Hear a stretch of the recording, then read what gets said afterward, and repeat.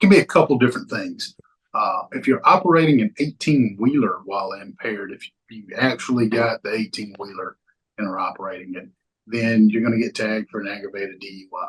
If you cause injury to somebody, you're going to get tagged with an aggravated DUI.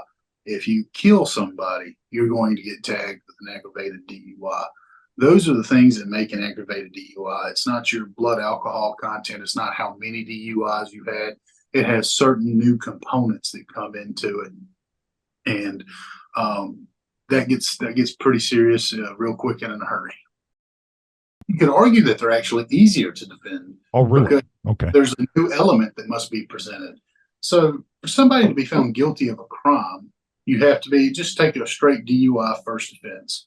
You have to be operating an automobile inside the state of Mississippi while impaired. They've got to prove those three things before they can give you a DUI. Well, for an aggravated DUI, now they got to prove you're operating an 18-wheeler. So that brings a new element in, which you may say, well, that's pretty easy to prove. And it could or couldn't be. Depends on, you got to go look at Department of Public Safety, how they define an 18-wheeler, because it's not necessarily based on the number of wheels.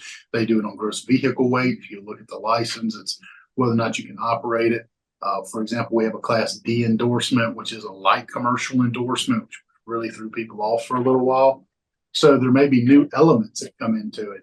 And if the element is it caused harm to somebody, well, what exactly is harm to them? It scuffed their shin. Is that going to count as harm? Probably not. I don't think many district attorneys would be very excited to go prosecute that. If we have broken bones, that's a different story.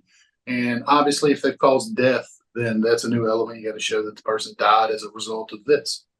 But at the same time, they still got to go prove those first three elements I talked about of a DUI. Without proving those first three elements, the rest of it doesn't follow. It doesn't.